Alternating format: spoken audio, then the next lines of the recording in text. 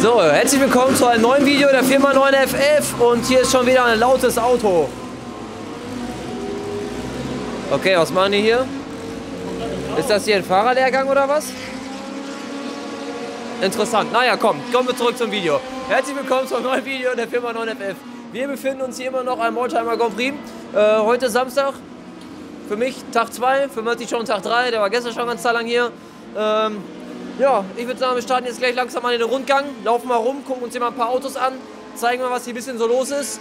Mal gucken, vielleicht werden wir hier auch noch ein bisschen was an der Rennstrecke, das ein oder andere coole Fahrzeug fahrend erwischen können. Auf jeden Fall haben wir schon das ein oder andere coole gesehen und ich denke mal, da gehen wir auch gleich mal hin. Das eine oder andere coole Fahrzeug haben wir hier auch schon gesehen. Ich denke, da gehen wir gleich mal hin und werden auch mit den Leuten mal dazu quatschen. Uns die Leute auch vor die Kamera holen, ein bisschen mal was erzählen. Und ja, ich würde sagen, wir ziehen los.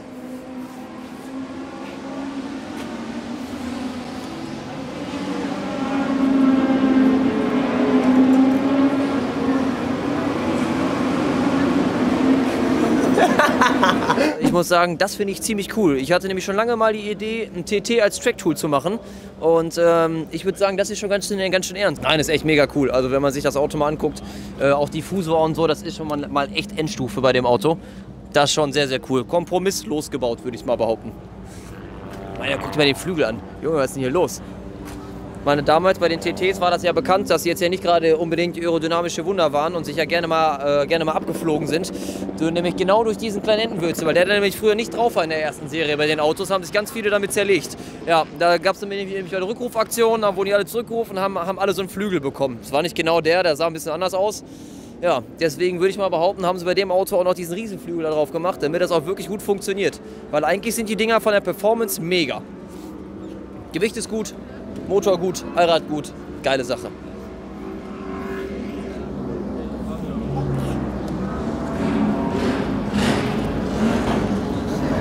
Wir laufen hier gerade einfach so rum und gucken uns hier so ein bisschen was an und einfach steht hier so random, einfach so ein F40 dazwischen. Ganz krass. Ist ziemlich witzig, muss ich mal eben so erzählen. Das letzte Mal, ich war mit meinem Dad früher, als ich kleiner war, ziemlich oft am Nürburgring.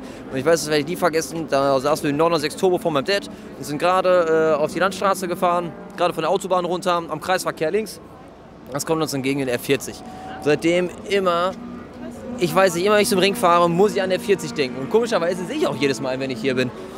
Super coole Autos. Also die Technik da drin ist einfach der absolute Hammer. Verstehe ich nicht, warum Ferrari erst so spät wieder so ein Auto mit Biturbo gebaut hat. Ich meine ja nur, das Ding ist ja so mega angekommen damals. Verstehe ich nicht, warum man erst so viele Jahre später damit nachgezogen hat und dann gesagt hat, komm, wir bauen mal wieder was mit Biturbo. Ja, wenn man sich das mal anguckt, hier oben drin, mit den oben liegenden Ladeluftkühlern und so, das ist schon eine coole Nummer. Oder hier vorne für die Wastegate-Kühlung, haben aber auch nicht alle Autos. Also ich habe mir schon mal ein paar angeguckt und man merkt doch schon, wie die Unterschiede zwischen den Autos sind. Es ist halt italienisch alt, jedes Auto ist ein bisschen anders. Sind halt alles Unikate. Wir haben hier gerade mal wieder was entdeckt und zwar hier stehen wieder ein paar Porsche rum. Da wir so als Porsche-Leute müssen wir uns sowas natürlich immer genauer angucken.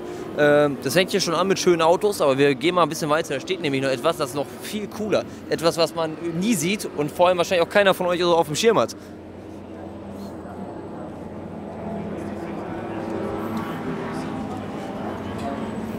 Ein 904, was ein geiles Teil. Unglaublich schön. Wir haben einen guten Kunden, der hat so ein Auto auch. Bei dem war ich mal in seiner Garage und durfte mir das Auto mal ein bisschen länger angucken. Ich finde den so unglaublich cool. So ein schönes Auto. Wenn ich mich nicht ganz irre, müsste das sogar ein GTS sein. Ja. Alter 6-Zylinder. Aber wie viel Hubraum? So gut kenne ich mich mit den Autos nicht aus. Man sieht sie ja auch nie. Weißt du, was ich meine? Du kommst ja nie in den Geschmack, so ein Auto ja mal genießen zu können. Wie gesagt, ich war ja nur bei einem unserer Kunden in meiner Garage, habe mir das Auto ein bisschen länger mal im Detail angucken können. Und ich finde es einfach mega, was sie damals schon so auf die Beine gestellt haben, was sie damals schon für Rennautos gebaut haben. Hier haben wir einen Porsche, und zwar einen Porsche Trekker. Sieht man natürlich auch nicht alle Tage. Deswegen gucken wir uns den mal ein bisschen genauer an. Und Tobi schwärmt schon wieder. Tobi, was sagtest du hier gerade nochmal? Ein Zylinder, 900 Kubik, 18 PS. Das Ding rennt.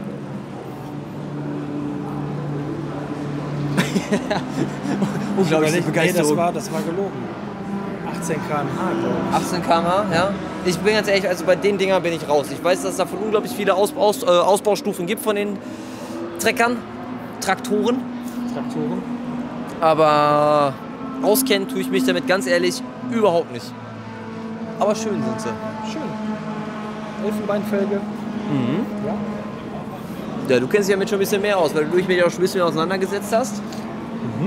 Mein Vater träumt ja schon immer davon, mal ein Auto zu choppen. Gerne machen würde, und da haben wir auch schon eine Karosserie stehen, ist mal einen ultra flachen Elfer bauen. Ja. Ähnlich gebaut wie früher 935 Moby Dick, wer sich daran erinnern kann. Oder früher Zackspeed Capri.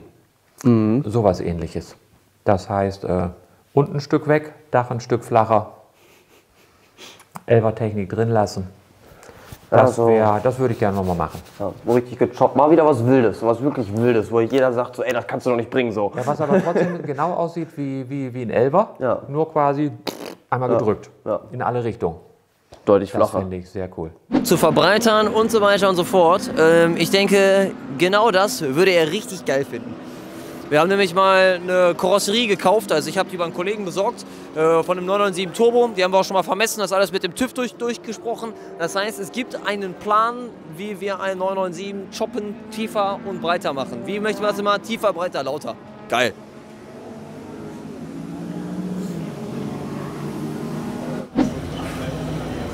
Interessant, was das hier für eine Konstruktion ist mit den... Du siehst das auch hier, ne? Was ist das hier? Ist das, um das Auto mal eben kurz ein bisschen anzuheben hier, oder? Wahrscheinlich, weil er keinen Zurpunkt hat vorne. Und über die Dome gezogen wird, wenn sie nicht schleppen müssen. Das könnte Sinn machen, ja. Kann es sein, dass du dumm bist oder sowas? Alles Gitter, kein Zurpunkt. Nur Ladenluftkühler. Nur Ladeluftkühler. Dumm ist ja auch ein Pfeil, ne? Ja, stimmt, ja, stimmt. Ja, für doof ist auch noch ein Pfeil. Dafür haben wir den Marketingmann mit. Ja. Nett, dass du uns das erklärst, Matti. Vielen Dank. Junge, auch dieses Steinzeit-Wastegate, Junge. Richtig gut. So, da wir jetzt hier die ganze Zeit herumlaufen und gucken uns ja das eine oder andere interessante Auto an, haben wir mal was hier gesehen hinter uns, was ich glaube ich noch nie vorher gesehen habe. Zwar auf Fotos, aber noch nicht in echt. Und da haben wir uns gleich mal den richtigen Mann vor die Kamera geholt. Genau. Der stellt sich am besten auch mal vor. Ja, Markus, man kennt mich schon ein bisschen durch unseren Kanal, The Young Supercars, also immer mal draufklicken. Ja, wir haben ein neues Auto bekommen, den haben wir auch schon vorgestellt, ist ein Aston Martin Valkyrie.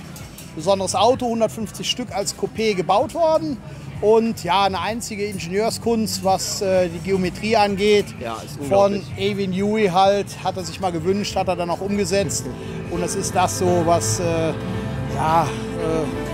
Ingenieurskunst angeht, schon die Spitze des Eisbergs.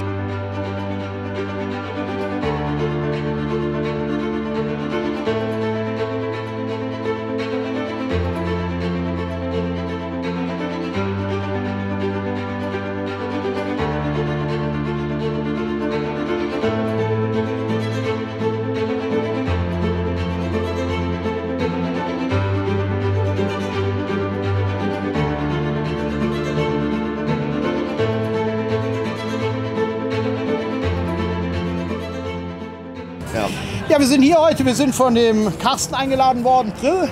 Kennt ihr auch, ist ein wir Kunde. ja auch, genau. Kunde von euch, hat auch ein Auto. Der macht hier den Caterer-Service für die ganzen Teams hier, für die ganzen Fahrer. Und ja, der hat uns eingeladen, letztes Jahr auch schon, hier ein paar Autos auszustellen. So Gentleman Agreement, wir können uns hier hinstellen, unseren Kanal ein bisschen zeigen. Und er hat natürlich ein paar schöne Autos hier.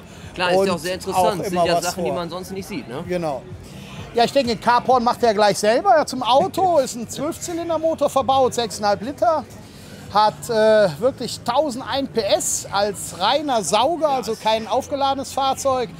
Ja, hat 11.100 Umdrehungen bei Maximalleistung und das hört sich wirklich an wie so ein altes Formel-1-Auto aus dem Jahre 2006, 2008. Geil. Der kommt nicht ganz ran vom Sound wie die Wyra R, das sind ja auch Rennwagen von Pagani, aber hier haben wir auch ein straßenzugelassenes Auto, das muss man auch noch dazu sagen. Ja. Und die hören sich noch mal einen Ticken geiler an, aber hier als straßenzugelassenes Auto, ich weiß nicht, wen sie bestochen haben, aber irgendwie haben sie es hinbekommen. Ist schon mega geil, muss man sagen. Ja, der Motor wurde von Cosworth entwickelt. Die Vorgabe war, einen Motor zu entwickeln bei 12 Zylinder und 6,5 Liter Hubraum unter 200 Kilo.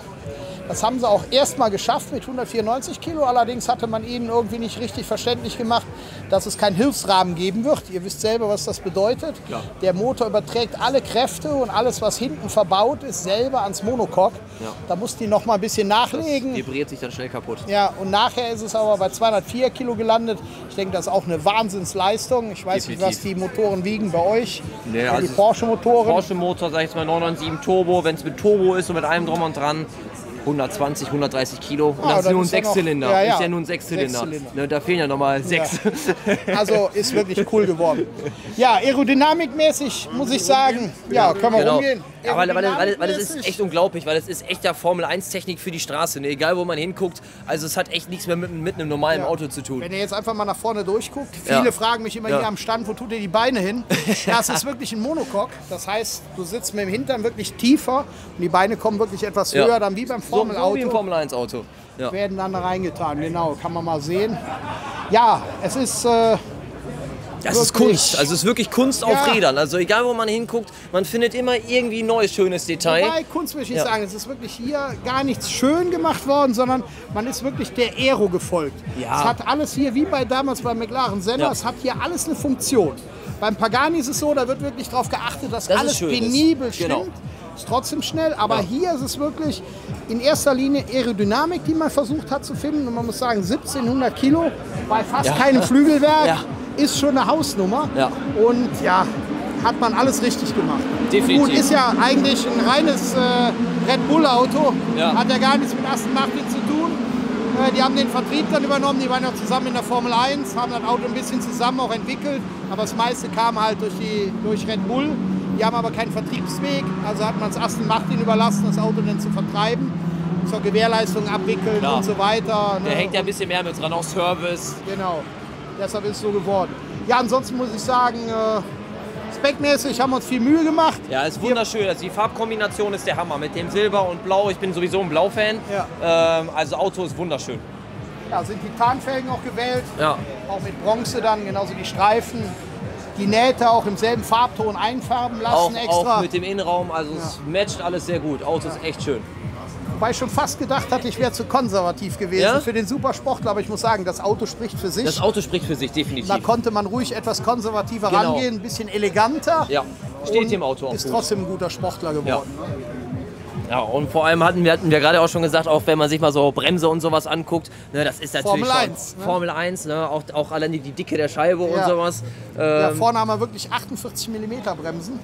Und auch hier die Bremssättel halt im hinteren Bereich, wie bei der Formel 1 halt, nach unten gesetzt, damit alle Massen schwerpunktmäßig natürlich ganz weit unten sind. Auch wenn man sonst mal so durchguckt, ne? alle Aufnahme, alles ist aus dem Vollen gefräst, egal wo man hinguckt. Auch die ganzen Luftleitbleche hinter für die Bremsenkühlung sieht man auch schön, wenn man unterm Auto durchguckt an der Vorderachse. Also was ich da geil finde, ist, das ist ja richtig gecleant.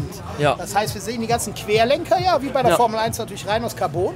Und die ganzen Bremsleitungen und alles sind wirklich in diesen Querlenkern eingebaut. Ja. Das finde ich natürlich mega geil. Du hast keine einzige Leitung irgendwo raus. Also da hat man wirklich auch auf Ästhetik geachtet. Ich muss sagen, ist schon mega geil geworden. Ja, wir werden ihn jetzt nochmal abgeben bei AMR. Da kriegt er nochmal so eine, wie nennt man das immer, Durchsichtsinspektion. Ja. Software-Updates. Der Sitz muss noch auf mich ein bisschen angepasst werden. Ich bin ja doch ein bisschen fülliger. Ne? So. Das machen die alles und dann kriegen wir ihn am Freitag übergeben. Da müssen wir noch folieren lassen, da haben wir im Moment noch so ein kleines Problemchen mit. Ja, glaube ich, das ist nicht besonders einfach, das vernünftig zu folieren. Der erste hat schon aufgegeben, der hat angefangen, hat leider aufgegeben. Und jetzt müssen wir mal gucken, weil wir hatten eigentlich am 21. bis zum 23. 3 Trackdays in Folge. Wo wir natürlich, muss noch eingefahren werden, aber wir wollten dann natürlich gerne fahren mit dem Auto. Natürlich, klar, wenn man dann die Möglichkeit schon hat, dann sollte man es auch nutzen. Jetzt müssen wir mal sehen, wie wir das noch irgendwie bewerkstelligen. Viel Zeit haben wir ja nicht mehr. Aber ich denke mal, sonst wird es ein späterer Trackday, aber ich freue mich schon drauf, das Ding mal nicht nur auf der Straße, sondern auch mal auf dem Track zu bewegen, weil allein dieser Downforce mal so zu erleben in den Kurven, das wird schon einzigartig sein.